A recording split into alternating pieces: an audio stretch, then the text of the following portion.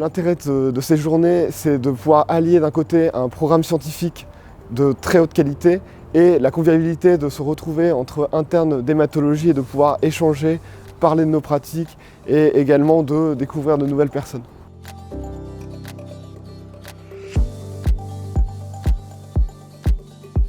Au cours des études d'hématologie, on nous parle beaucoup des traitements, du diagnostic, du pronostic, mais rarement on se pose la question de qu'est-ce qu'il y a avant. Est-ce qu'il y a des choses qu'on pourrait faire en termes de dépistage, de prédisposition? Et donc c'était la première partie de nos journées. Que faire en cas de CHIP diagnostiqué chez un patient? Donc, je pense que tout d'abord, il faut obligatoirement vérifier ce diagnostic de CHIP dans le cadre d'un staff pluridisciplinaire incluant des cliniciens et des biologistes, voire des cytogénéticiens peut-être, et affirmer ce diagnostic de CHIP. Ensuite, aujourd'hui, il n'y a aucune recommandation particulière sur la prise en charge des CHIP. Néanmoins, on peut se poser certaines questions, notamment sur la prévention du risque cardiovasculaire, notamment en cas de présence de mutations de TET2 par exemple, et donc peut-être adresser les patients chez nos confrères cardiologues pour avoir au moins un dépistage ou une prise en charge adaptée si nécessaire. En termes de suivi, aujourd'hui il n'y a rien de codifié, il n'y a pas de suivi biologique codifié, pas de suivi médulaire codifié, donc c'est un peu, chacun décide un peu ce qu'il souhaite faire. S'il y a bien sûr des projets de recherche adossés possibles, je pense qu'il faut bien entendu les proposer aux patients et essayer de les intégrer dans ces projets de recherche pour essayer peut-être dans l'avenir d'avoir justement des recommandations de prise en charge de ces CHIP.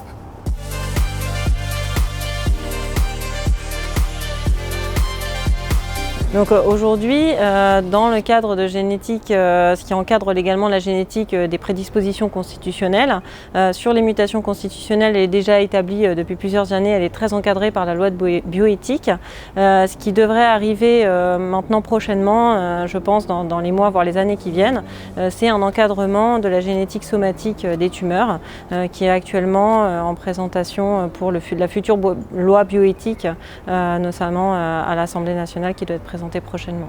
Donc pour un patient qui a une mutation d'EDX41 pathogénique et qui est asymptomatique, je pense que la plus grande part de l'information doit être délivrée avant la réalisation de la recherche de la mutation d'EDX41, notamment en insistant sur les faibles connaissances qu'on a aujourd'hui concernant ce gène et ses complications, et notamment concernant la pénétrance, et bien informer le patient qu'on n'a pas vraiment de mesures qui peuvent prévenir l'arrivée des maladies chez ces patients.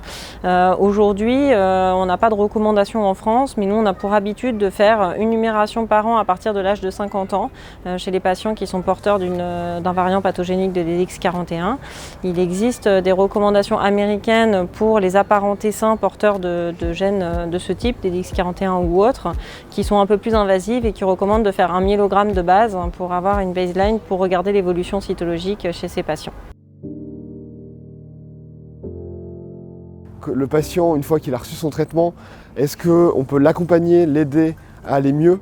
Et grâce aux présentations qu'on a eues sur la nutrition, sur la psychologie, mais également sur le suivi des autres cancers, parce que, comme on le dit souvent, le principal facteur de risque du cancer, c'est d'en avoir déjà fait un. Et donc c'était aussi important de pouvoir discuter de ça. Alors les points importants de la nutrition pour les patients en hématologie, ça va être tout d'abord de dépister la dénutrition des patients qui arrivent à l'hôpital, également donc de les prendre en charge et de faire en sorte de corriger cette dénutrition au cours de l'hospitalisation, mais également au moment de la sortie.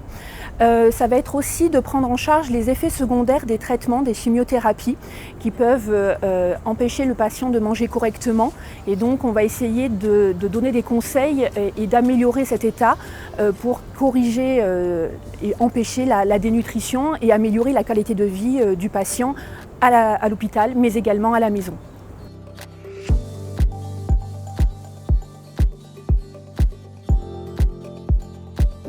Alors cette présentation de l'AIH, c'était une présentation rapide sur les points clés de la communication. C'est vrai qu'on peut en 2 minutes, dans un entretien, créer avec le patient une relation de confiance. Et il y a des techniques de communication qui sont des outils. Créer l'espace de la rencontre, se présenter, sourire, regarder dans les yeux, poser des questions ouvertes, reformuler, faire silence et enfin créer une synthèse, les 8 colonnes du Parthénon.